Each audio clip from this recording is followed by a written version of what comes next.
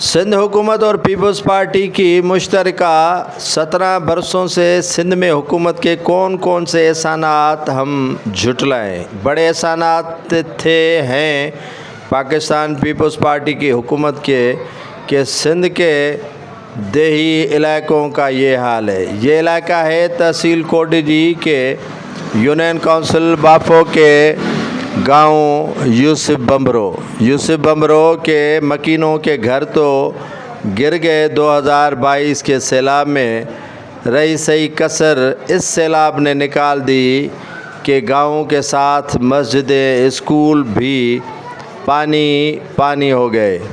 ये पानी काफ़ी अरसे से खड़ा है, न तो इसे निकालने की कोई कोशिश की जा रही है। ये स्कूल के तलबा हैं जो मिनिस्टर एजुकेशन सरदार शाह के मुंह पर बड़ा ही तमाचा है, क्योंकि ये बच्चे स्कूल की खस्ता हाली की वजह से यहाँ ज़मीन पर बैठकर हुसूल इल्म हासिल करने पर मजबूर हो गए हैं। एजुकेशन मिनिस्टर कहते हैं कि हमने तारीख़ रकम कर दी है, स्कूलों को बनाकर हमने तारीख़ रकम कर दी है, एजुकेशन को बेहतर बनाकर।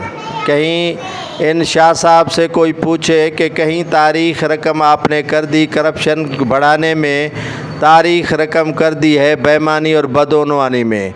बिलावल भुट्टो जरदारी जो दावे करते थे इलेक्शन के दौरान कि सिंध को बेहतर बनाएंगे, सिंध बेहतर हुआ है डूबकर, सिंध खस्ता हाल हुआ है सड़कों की हालत ज़ार देखकर, सिंध बेहतर हुआ है स्कूल गिरने की वजह से, सिंध बेहतर हुआ है अस्पतालों में अद्वियात न होने की वजह से, सिंध बेहतर हुआ है डूबकर, और सिंध बेहतर होने जा रहा है इसी सैलाब में। 2022 के सैलाब की सारी रुकूम से लेकर अद्वियात से लेकर राशन से लेकर पनाह गाहें सारे ले उड़ी पाकिस्तान पीपल्स पार्टी के मकामी रहनुमा, ब्यूरोक्रेसी और दीगर जो अफसरान मुकर्रर किए गए थे वो।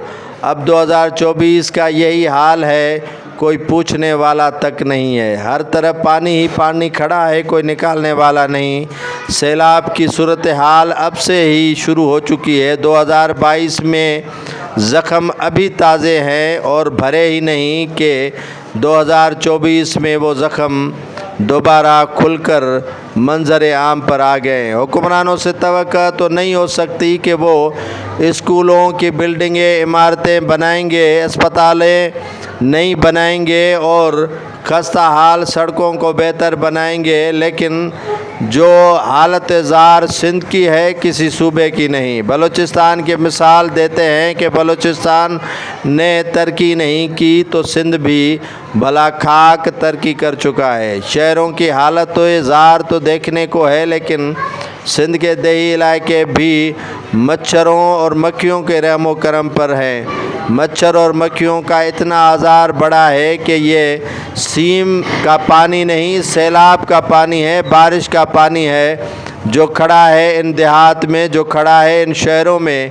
उनकी नक्काशी ताहाल न हो सकी है। जितने भी बल्दियात के इदारे हैं वो भी इस तरफ तवज्जो नहीं दे रहे। फरियाद करें तो किसके दर करें, कोई सुनवाई करने के लिए तैयार नहीं है। इलाका मकीन सरापा एहतजाज हैं कि आया सिंध हुकूमत किसी काम आएगी या सिर्फ नारेबाजी होगी। वोट लेने के लिए हुक्मरान जमात आती है और वोट लेकर चले जाते हैं, कभी ये नहीं पूछते कि बच्चे ज़मीन पर बैठकर हुसूल इल्म हासिल कर रहे हैं, कभी ये नहीं पूछा कि स्कूल की खस्ता हाल है, कभी ये नहीं पूछा कि कितने घर मस्मार हो गए, कभी ये नहीं पूछा कि मच्छरों का आज़ार कम हुआ कि नहीं हुआ।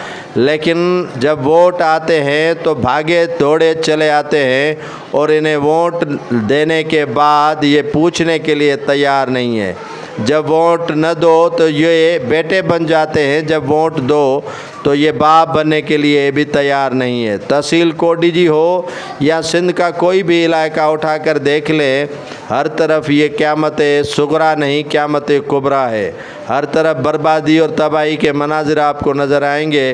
کہاں پر بھی سندھ کو خوشحال یہ حکمران دیکھنا نہیں چاہتے۔ خوشحالی تو دور کی بات ہے، لیکن لوگوں کو زندگی گزارنے کے لیے کوئی راستہ دکھائی نہیں دے رہا ہے۔ قبرستان کا راستہ وہ بھی پانی کی زد میں آ چکا ہے، اور بندہ جائے تو جائے کہاں؟ فریاد سننے کے لیے کوئی بھی حاکم وقت تیار نہیں ہے۔ کسی حکمران کے پاس اتنا وقت بھی نہیں ہے کہ کوئی کسی کی فریاد سن لے کہ آیا یہ میرا ووٹر کون سی شکایت کر رہا ہے اور اس کی شکایت سن کر عمل کیا جائے۔